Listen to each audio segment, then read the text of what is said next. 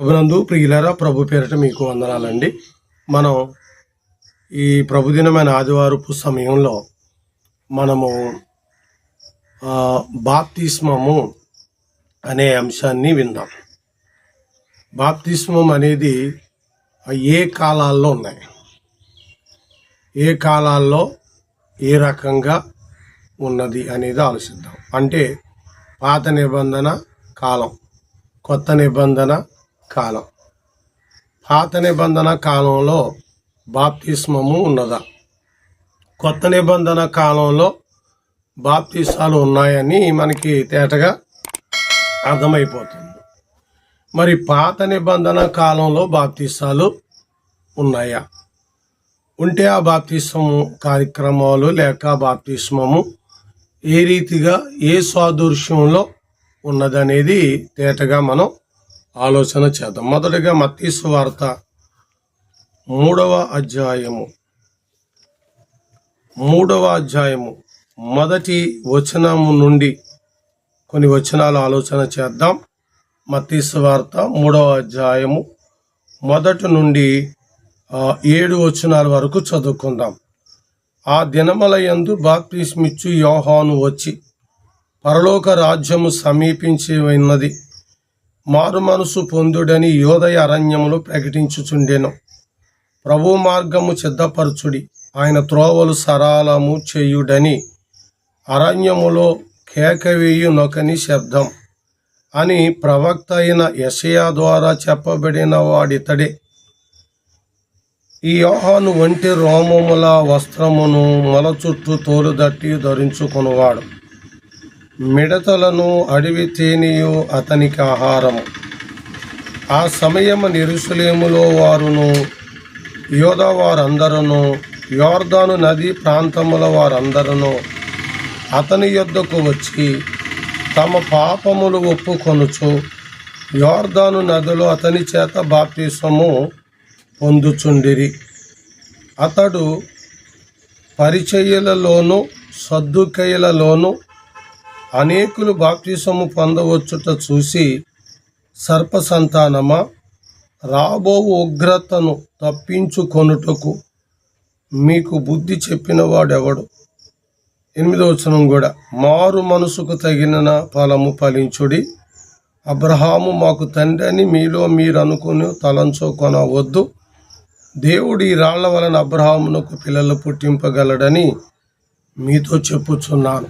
ప్రార్థన చేసుకుందాం. ప్రేమ కలిగిన తండ్రి, చదవబడిన లేఖనాల ద్వారా నాతో మీరు మాట్లాడి మీ మహిమ మాకు కనపరచండి. బాప్తిస్మము దాని యొక్క మూలాలు మేము ఆలోచించుటకు సహాయం చేయండి. యేసుక్రీస్తు ఘననామములో ఈ ప్రార్థన అడుగుచున్నాము తండ్రి, ఆమేన్. ప్రియులారా, మనం బాప్తిస్మం అనే దాని గురించి మత్తయి సువార్తలో ఇక్కడ మనం ఈ వచ్చిన భాగాలు మనం చదువుకోవటం జరిగింది. కొత్త నిబంధనలో బాప్తిస్మం అనేది స్పష్టంగా కనపడుతుంది. అయితే పాత నిబంధన కాలంలో బాప్తిస్మం అనేది స్పష్టంగా కనపడదు, కానీ బాప్తిస్మం యొక్క ఛాయలు, బాప్తిస్మం యొక్క ఉనికులు ఉన్నాయని వివరించినాడు అపోస్తులుడైన పౌలు గారు. అపోస్తులుడైన పౌలు గారు మనకు వివరించిన సంగతులు చాలా ఉన్నవి.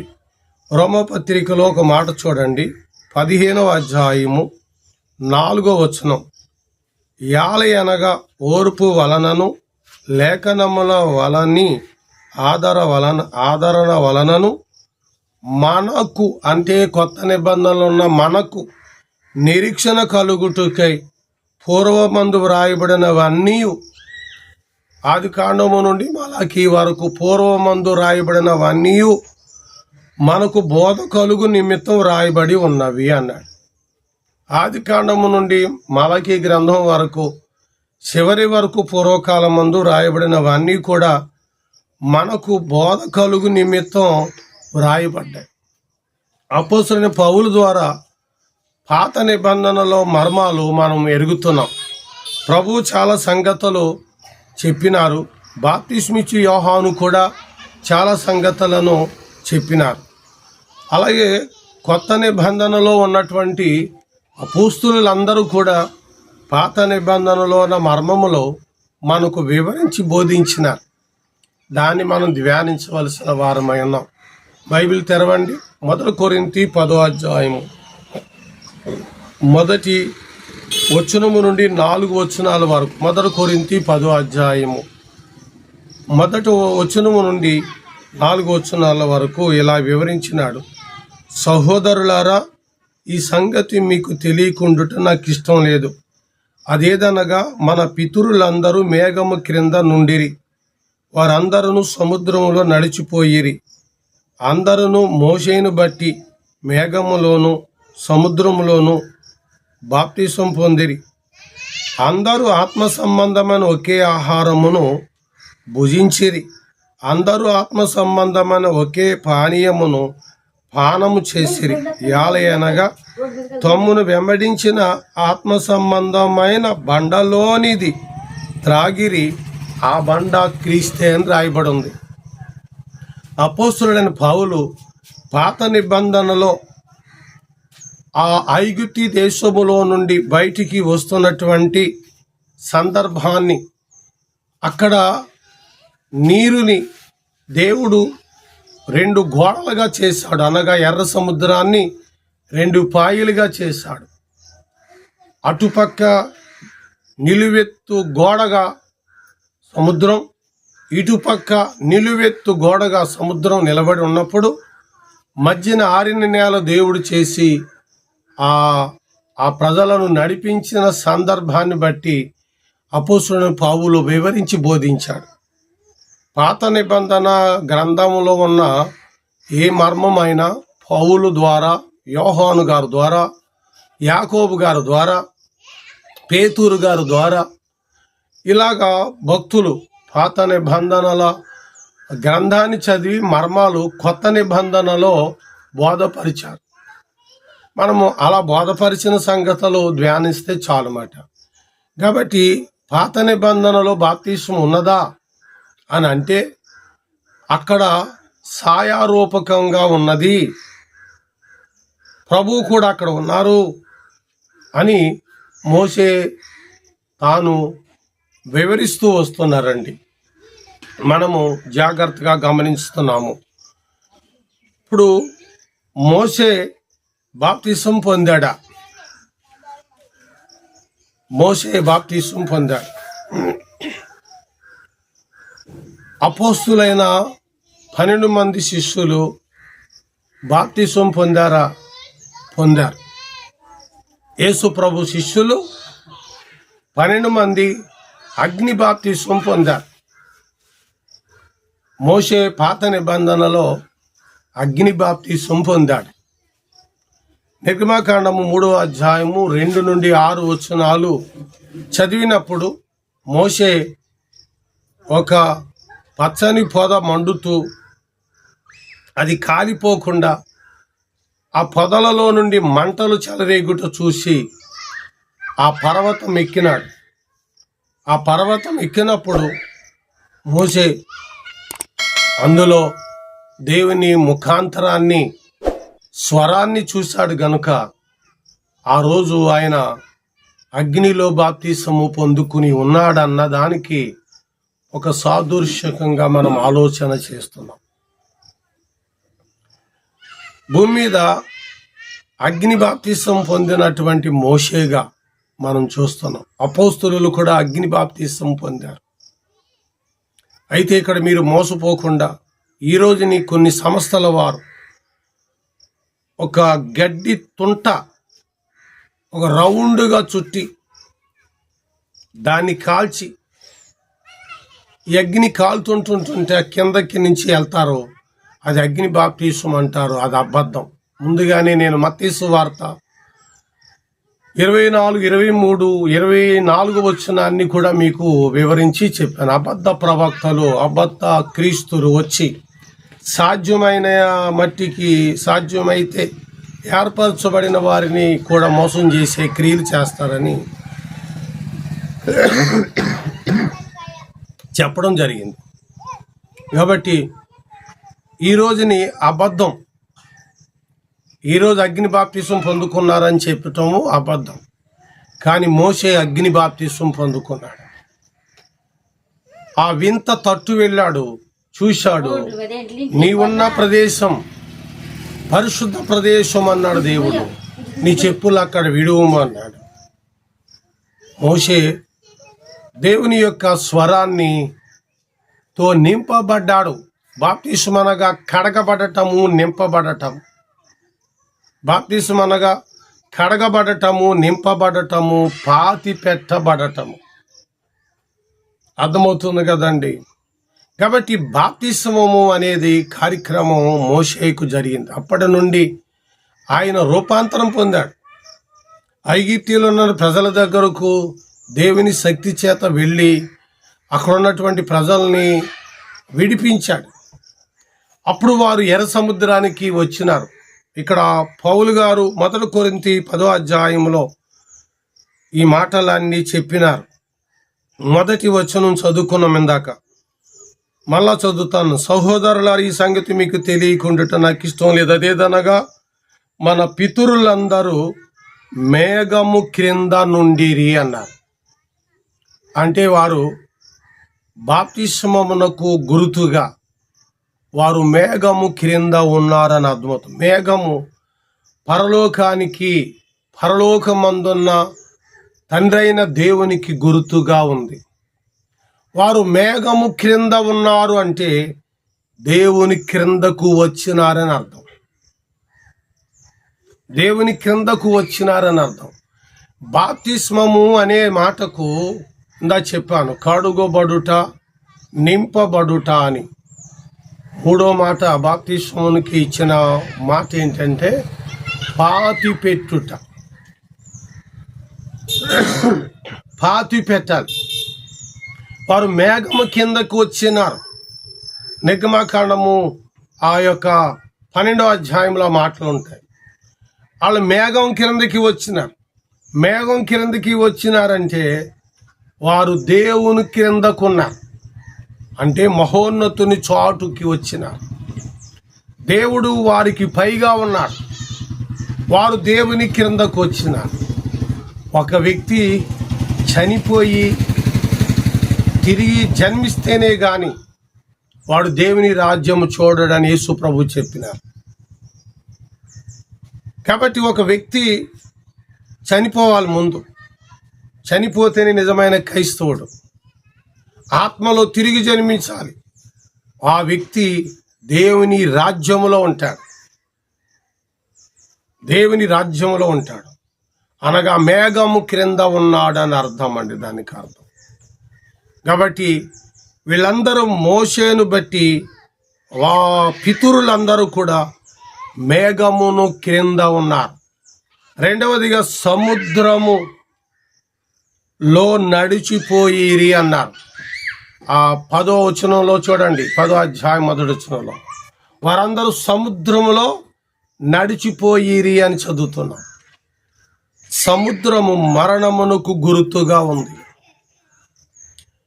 ఎందుకనగా మరణము ఈ మృతులను బంధిస్తుంది. సముద్రము లోనికి వెళ్ళిన వ్యక్తి ఎవడు బతకగలుగుతాడు? మరణం. కానీ వారు సముద్రములో ఉన్నారు, కానీ వారు మరణము పొందలేదు. కాబట్టి ఆత్మ సంబంధముగా మరణించినారు, సజీవులుగా ఉన్నారు. మరణములో ఉండినను వారు మరణమును పొందలేదు. మనం కూడా మరణములో ఉండాలి, మరణములోనికి రావాలి. ఎవరు మరణములోకి రావాలి? రోమపత్రిక 6వ అధ్యాయం 3వ వచనంలో క్రీస్తు యేసు మరణములోనికి రావాలి. అలా వస్తేనే నూతన జన్మెత్తినాం మనం. లేకపోతే బాప్తిసం పొందుకుంటాము, లోకంలో ఉన్న పెంట అంతా మన మీద దొల్లుకుంటాం. ఎందుకు దొల్లుకుంటాము? మారు మనసు పొందలేదు కనుక. మేఘం కిందకు వచ్చాం, దేవుని క్రింద వచ్చాం. దేవుని భయం మనలో పవిత్రత ఉంటుంది. సముద్రంలో ఉన్నాం అంటే దానికి అర్థం మనము మరణములో ఉన్నాం, కానీ మరణం మనల్ని ఏమీ చేయదు.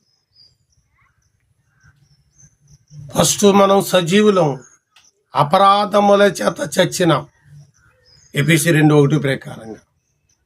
ఇప్పుడు అపరాధములో చచ్చి క్రీస్తులో బ్రతుకుతున్నాం. కాబట్టి అపోస్తలుడు పౌలు పాత నిబంధనలో బాప్తిస్మం ఎలా ఉన్నదని వివరణ చేస్తున్నాడు. వాళ్ళు మేఘం కింద ఉండుట తండ్రి అయిన దేవునికి గుర్తుగా ఉంది, వారు సముద్రము మరణమునకు గుర్తుగా ఉంది, కాబట్టి వారు అలాగ నడిచిపోయిరి అని చదువుతున్నామండి. ఆ తర్వాత చదవండి 1 కొరింథీ 10:2 అందరూను మోషేను బట్టి మేఘములోను సముద్రములోను బాప్తిసమును పొందారు. ఎవరిని బట్టి బాప్తిసం పొందారు? మోషేను బట్టి.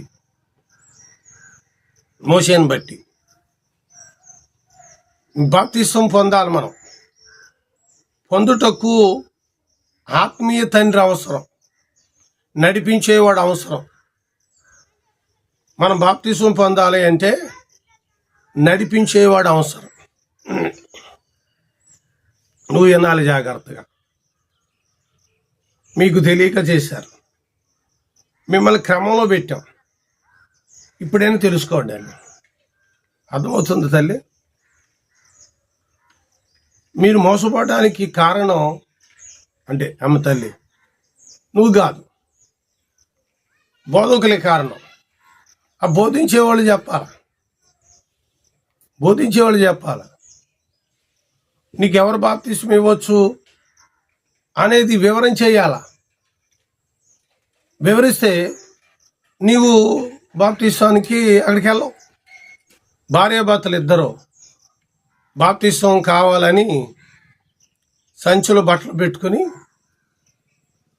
ఒక దైవజనుడు ఆల్రెడీ కాలువ దగ్గర ఉన్నాడు. ఆయన కాలువ పక్కన ఒక ఇల్లు ఉంది. ఆ ఇంటికి వచ్చాడు. మాకు ఈ రేవులో బాప్తిస్మం ఇచ్చేయండి అని భార్యాభర్తలు ఇద్దరు అతని దగ్గరికి సంచులో బట్టలు పెట్టుకుని వెళ్ళిపోయారు. అలాంటి వేసుకుని ప్రార్థన చేసుకుని వెళ్ళిపోయారు. మీ సేవకుడు ఎవరు అని అడిగితే పలానా సేవకుడు. అర్థమవుతుందా? మీకు రక్షణ సువార్త ఎవరు ప్రకటించారు?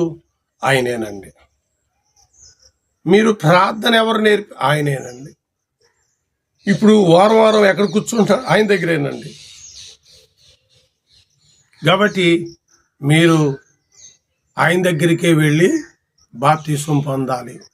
మిమ్మల్ని నడిపించిన వాడు ఆయన. మీకు బాప్తిస్మం ఇచ్చే హక్కు కూడా ఆయనకే ఉంది. నేను మిమ్మల్ని నడిపించలేదు. అర్థమైంది? నేను మిమ్మల్ని నడిపించలేదు. నా వాక్సు మీరు వినలేదు. నా ద్వారా మీరు రక్షణలోనికి రాలేదు. పాపముల నుండి విడుదల పొందలేదు. కాబట్టి నేను మీకు బాప్తిస్మం ఇవ్వటకు అర్హుణ్ణి కాను. కాబట్టి మీకు బాప్తిస్మం ఇవ్వటకు అర్హుడు ఆయనే. ఆయన చిన్న వయసు గలవాడండి అన్నారంటే. చిన్న పెద్ద వయసుతో తారతమ్యములు ఏమీను లేవు. పరిశుద్ధాత్మ దేవుడు అతన్ని నడిపిస్తున్నారు. అతను దైవజనుడు. అతని దగ్గరే మీరు బాప్తిస్మం పొందండి. మేము పెద్దవాళ్ళమే కానీ మేము అర్హులము కాము. మా దగ్గర ఉన్న వారికి మాత్రమే. అలా కదండి అయ్యగారు, ఎలాగని మీరే మాకు ఇవ్వాలండి అన్నారంటే పట్టెట్టారు. అప్పుడు ఏమన్నారు తెలుసా? మీరు గొంతులో ఉంటున్నారు, మా సంఘము వీరవాసురంలో ఉంది. వీరవాసురంలో ఉంది మాది సంఘం. ఒడ్డుగూడెం అనే స్థలంలో మా సంఘం ఉంది. నేను మీకు బాప్తిస్మం ఇస్తే మాతో ఫలంగా మీరు ఒడ్డుగూడెం రావాల్సి వస్తుంది. వస్తారా? మీ సేవకుని విడిచిపెట్టుకుని వస్తారా అంటే ఏమన్నారంటే సేవకుని విడిచిపెట్టుకుని మేము రామండి. అందుకు మీ సేవకుడి దగ్గరే బాప్తిస్మము. ఆమె వింటున్నావు చెల్లి? వింటున్నారండి? ఆ సేవకుడు పేరు సంజీవరావు గారు. వీరవాసరం పెద్ద సంఘం. ఆయన వీళ్ళిద్దరికీ చెప్పాడు, కర్తవాక్యం చెప్పాడు. మరి ఈ రోజున ఏమని చదివారు ఇందాక? అబద్ధపు క్రీస్తులు, అబద్ధపు ప్రవక్తలు అన్నారు కదా. ఏమంటున్నారు? ఎవరు వచ్చినా బాప్తిస్మం ఇచ్చేస్తున్నారు. నేను పలానా ఊరు వెళ్ళాను, అక్కడ బాప్తిస్మాలు ఇచ్చి వచ్చేసాను అని చెప్తున్నాడు. రాజమండ్రిలోకి వెళ్తే రాజమండ్రి, మలికిపురం వస్తే మలికిపురం, బాప్తిస్మాలు ఇచ్చి వెళ్ళిపోతున్నారు. వింటున్నారమ్మా లేదమ్మా? ఎవరికి ఇస్తున్నారు బాప్తిస్మం? ఎవరో ఒకళ్ళకి ఇచ్చేస్తున్నారు. ఇచ్చి వీడియోలు తీసుకుంటున్నారు. ఇప్పుడు 30 మందికి నేను బాప్తిస్మం ఇచ్చాను, 50 మందికి బాప్తిస్మం ఇచ్చాను అని దేవుని దగ్గర లెక్క ఎలా చెప్తారు వీళ్ళు? దేవుని దగ్గర లెక్క ఎలా చెప్తారు? నువ్వు ఎవరు విశ్వాసికి, ఎవరి ద్వారా నడిపించబడిన వ్యక్తికి నువ్వు బాప్తిస్మం ఇచ్చావు అని దేవుని దగ్గర లెక్క అడిగినప్పుడు ఈ పాస్టర్లు అనబడిన వారు లెక్క చెప్పలేరు. ఎందరో వేలాది మందికి ఇచ్చేసారు. అప్పుడే పొందుకున్న విశ్వాసులకి తెలియదు. కానీ దేవుడు ఒక రోజుని వారిని లెక్క అడుగుతాడు. అర్థమైందమ్మా? నా దగ్గరికి 2 బాప్తిస్తానికి వచ్చారు. నేనేమను, మీ సేవకుని దగ్గరికి వెళ్ళండి, అక్కడే పొందుకోండి అన్నాను. పెద్ద కోపపడ్డారు. విశ్వాసులు దేవుని సేవకుని ఏం చేస్తారండి? గౌరవిస్తారు. విశ్వాసులు దేవుని సేవకుని గౌరవిస్తారు. అది మర్యాద. సేవకుడి మీద కోపడ్డారంటే వాళ్ళు ఎలాంటి వాళ్ళు? విశ్వాసులు కారు. విశ్వాసం ఉంటే గౌరవం ఉంటుంది. ఎవరైనా సరే, ఏ మాటలో అయినా సరే విశ్వాసం లేదని అర్థమవుతుంది కదా. కాబట్టి పాత నిబంధనలో మీరు చదివిన 1 కొరింథీ 10వ అధ్యాయం 2వ వచనంలో ఎవరిని బట్టి వారు బాప్తిసం పొందారని వివరించినాడు అపోస్తలుడైన పౌలు. చదవండి. అందరూ మోషేను బట్టి. అర్థమైందమ్మా? ఆమెకు యేసుక్రీస్తు అంటే తెలియదు. చెప్పాను ఆ రోజు 3కి అమ్మ బాప్తిసం, 3కి బాప్తిసం ఇచ్చాను. బాప్తిసం నీకు ఇచ్చాను కాబట్టి నేను నీకు ఆత్మీయ తండ్రిని, నీవు నాకు ఆత్మీయ కుమార్తెవు. అర్థమైందండి? నేను ఆ బిడ్డను బాప్తిసం ద్వారా కన్నాను, వాక్యం ద్వారా కన్నాను, సువార్త ద్వారా కన్నాను. ఇదే అధ్యాయం 4వ అధ్యాయంలో మాటలు ఉన్నాయి. అర్థమైందమ్మా? నేను కన్నాను. ఇక్కడ బాప్తిసములు ఎవరికైతే ఇచ్చానో వారిని నేను కన్నాను. నేను కన్నా కూతురికి కొడుక్కి పెంచుతానే లేదా? అర్థమైందమ్మా? అర్థమైందా? 1 వారం అంతే కుదరదు అంటున్నాను నిన్ను. ఎందుకు? అర్థమైంది కదా? వాక్యంలో పెంచాలి. ఇందుకు కూడా హెచ్చరిక మాటలు ఇచ్చాను. ఆ వాక్యం ద్వారా మనం ఇలా ఉండాలమ్మా అని మరలా జ్ఞాపకం చేస్తున్నాను. అర్థమైందండి? జీవితాంతం కూడా అలాగనే సాగిపోవాలి. ఇది క్రమం. అపోస్తలుడైన పౌలు ఏమన్నాడు? చదవండి మళ్ళాను. మోషేను బట్టి మేఘములను సముద్రంలోను వారు బాప్తిసం పొందారు.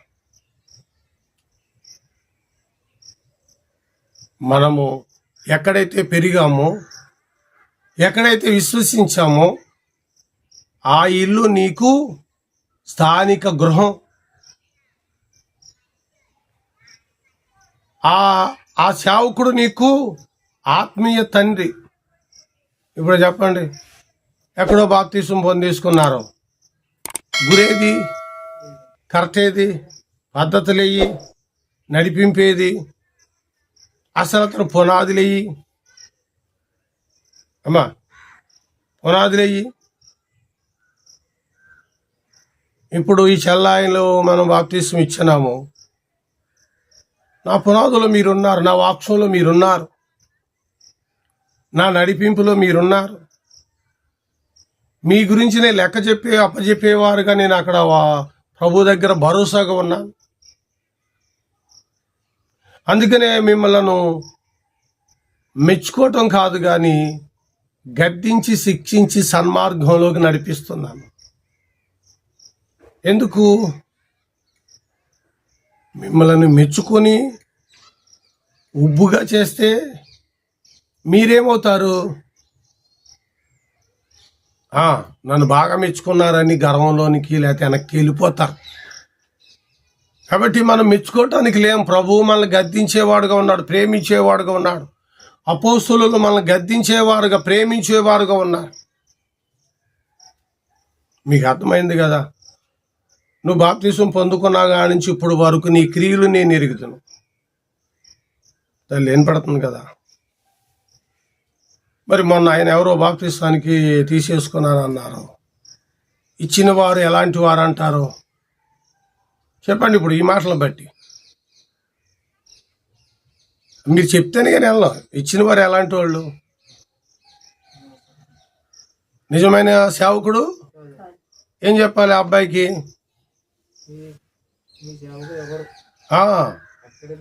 నా వాక్స్ వింటున్నావు గాయా, నాతోటి నీకు ఫోన్ కాల్లో ఉన్నావు రైటేలే, కానీ నేను బాప్టిజం ఇచ్చేసి వెళ్ళిపోతాను. ఎక్కడికి వెళ్ళిపోతాను? మరి నువ్వు ఎక్కడ? మీ ఊర్లో తీసుకోవాలి బాప్టిజం. బాప్టిజం ఎక్కడ తీసుకోవాలి? ఊర్లో తీసుకోవాలి.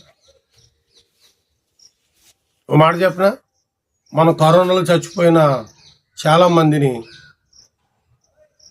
తీసుకొచ్చి ఇక్కడే సమాధి చేశారా లేదా? చాలా మందిని. కొందరిని ముట్టుకోటానికి ఆస్కారం లేదు.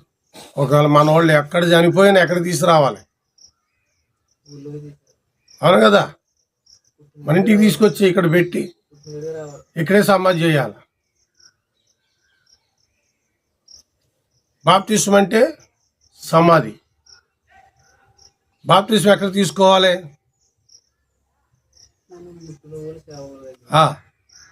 అందరికీ చెప్పావా అమ్మా అని అడిగినప్పుడు అందరికీ తెలియాలి. బాప్తిసం తీసుకున్నప్పుడు అందరూ ఉండాలి. ఆ ఫోటోలు ఉన్నాయి, ఇంకా మన దగ్గర వీడియోలు ఉన్నాయి. అందరూ వెళ్ళాం, మనం అందరం వెళ్ళాం. అది తెలియకుండా ఎక్కడో తీసుకుని వచ్చేది బాప్తిసమో కాదు. ఎన్ని రూలు ఉన్నాయో చూడండి. బాప్తిసం అంటే అందరూ ఉండాలి. ఎందుకనగా ఒక వ్యక్తి చచ్చిపోయాడు, ఊరికి ఎవరికి తెలియకుండా సమాధి చేయం. అందరికీ తెలిసేలాగానే. అంటే పాస్టర్ గారు ఒక 5 నిమిషాలు ఆపండి, మా చుట్టాలు అవుతున్నారు, బంధువులు అవుతున్నారు, ఈ సమాధి కార్యక్రమం దగ్గర ఉంటే మమ్మల్ని అడుగుతారు వాళ్ళు. అదేంటండి? సరే అమ్మా, వాళ్ళు వచ్చేసారా అని అడుగుతాం. మళ్ళా ఇంకెప్పుడు వస్తారు అని అడుగుతాం. వచ్చేసిన తర్వాత స్నానం చేయించి వాక్యం చెప్పి పాటలు పాడుకొని తీసుకుని పోతాం. అర్థమైందండి? బాప్తిసం మరుగుగా జరిగేది కాదు. మరణం, భూమి పాతటం, సమాధి చేయటం, అది మర్మంగా జరగకూడదు. ఇప్పుడు ముద్దలోనంట చిటుకుడు పులిపిండేస్తే ముద్దంతా పులగ చేయండి. ఇప్పుడు నేను కండిషన్ పెట్టలేదనుకో, వాక్యం ఇలా ఉంది ఇలా చూపించలేదనుకో, ఈ అబ్బాయి వచ్చి రొట్టె ఇవ్వమంటాడు. అమ్మా, ఈ అబ్బాయి వచ్చి రొట్టె ఇవ్వమంటాడు. మళ్ళీ రేపన్న రోజున ఈ సత్యనారాయణ కూడా ఎక్కడికో వెళ్ళి బాప్తిజం తీసుకుని వచ్చి రొట్టె ఇవ్వమంటాడు. రొట్టె ఇవ్వనంటే అప్పుడు ఏమంటారు? అతనికైతే ఇచ్చావు, నాకైతే ఇవ్వా. ఏమైంది సంఘం? అది అప్పుడు అమ్మ సంఘమా దారి తప్పిపోయింది, దారి తప్పిపోయింది. మీకు బాగా అర్థమయ్యింది ఇప్పుడు పాఠం. అమ్మా మళ్ళీ మీరు ఒక మాట గట్టిగా చదవండి అన్నమాట. 1 కొరింథీ 10వ అధ్యాయము 2వ వచనం. అందరూ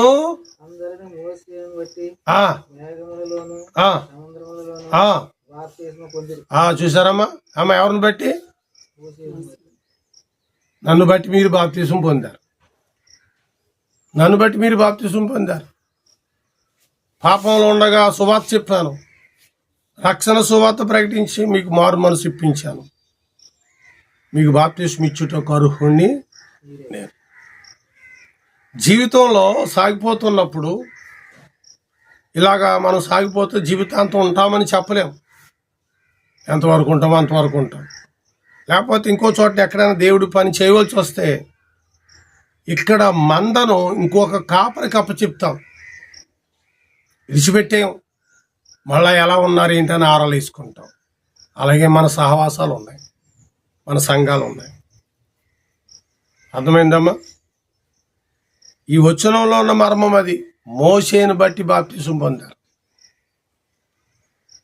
ఇకపోతే మనం చూసినప్పుడు 4వ వచనం, అందరూ 4వ వచనం అండి, 4వ వచనం 3వ వచనం, అందరూ ఆత్మ సంబంధమైన ఒకే ఆహారమును భుజించిరి. ఆహారము, ఆత్మ సంబంధమైన ఆహారము, ఆత్మ సంబంధమైన ఆహారం. బాప్తిసం పొందుకున్న వారు ఆత్మ సంబంధమైన ఆహారం, దేవుని వాక్యమే.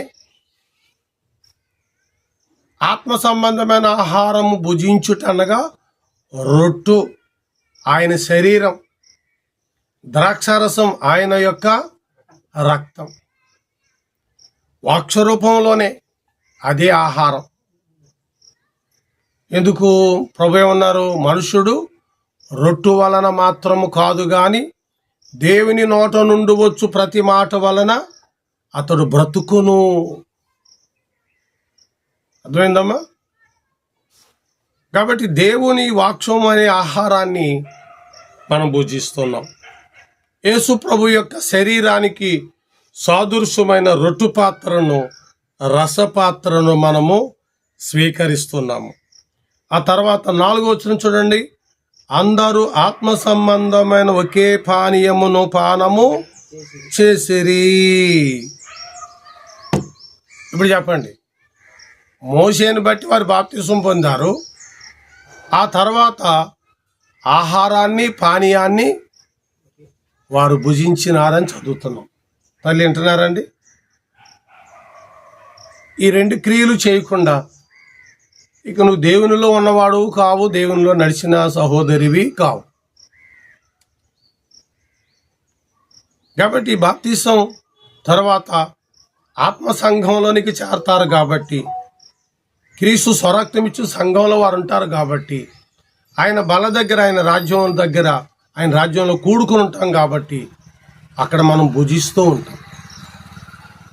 అర్థమైందమ్మా? ఆ బల్ల దగ్గర మన అన్నపానములు పుచ్చుకోవాలి. ఇది బల్ల. అయితే నువ్వు పాపము నుండి విడిచిపెట్టిన నుండి, అంటే ఐగుప్తిని విడిచిపెట్టిన నాటి నుండి ఎవరిని వెంబడిస్తున్నావు? చదవండి అక్కడ 4వ వచనం. యాలయనగా తమ్మును వెంబడించిన ఆత్మ సంబంధమైన బండలోనిది త్రాగిరి, ఆ బండ క్రీస్తు. నేను ఇలా చెప్తాను అమ్మా,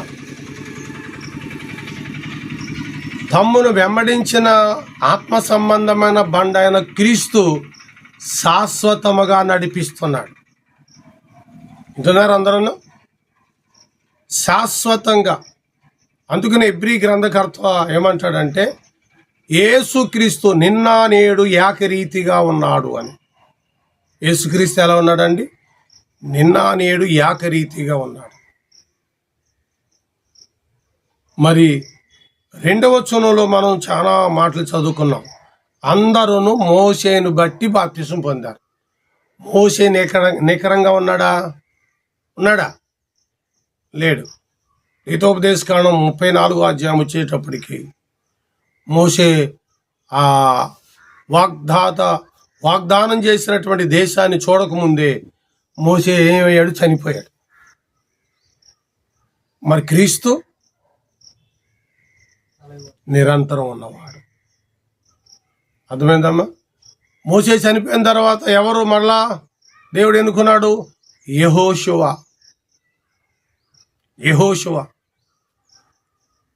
అపోస్తలులని ప్రభువు ఎన్నుకున్నాడు. 12 మంది అపోస్తలులను ప్రభువు ఎన్నుకున్నారు. అపోస్తుల తర్వాత ఇంకా దేవుడు ఆయా పని వారిని ఏర్పరచుకుంటూ వస్తున్నారు. అది మోషే చనిపోయిన తర్వాత యెహోషువ. అయితే మోషే నాయకత్వంలైనా యెహోషువ నాయకత్వంలైనా అనగా అపోస్తులు సజీవులుగా ఉండినప్పుడు సంఘాన్ని వారు బోధించి నడిపించారు. ఇప్పుడు 2000 సంవత్సరాలు దాటేసింది, అపోస్తులు లేరు. ఇప్పుడు క్రీస్తు యొక్క పనివారు ఉన్నారు. వీరందరూ కూడా ఆ సంఘాన్ని నడిపిస్తూ ఉన్నారు, పనివారుగా ఉన్నారు. ఆ రోజుల్లో ఈ రోజుల్లో ఎప్పుడైనా ఆత్మరూపములో యేసు ప్రభువే క్రీస్తే సంఘాన్ని నడిపించేవాడుగా ఉన్నాడు. ఇది కాబట్టి పాత నిబంధనలో బాప్తిస్మము ఛాయారూపకములో ఉంది, కొత్త నిబంధనలో స్పష్టంగా కనబడుతుంది. కాబట్టి బాప్తిస్మం అనేది ఆజ్ఞ. నమ్మి బాప్తిస్మం పొందుకున్నవాడు మాత్రమే రక్షణ పొందుకుంటాడు, అట్టివాడే పరలోకానికి వెళతాడు. ఈ మాటలు దేవుడు మన హృదయంలో నింపి బలపరుచును గాక. ఆమేన్.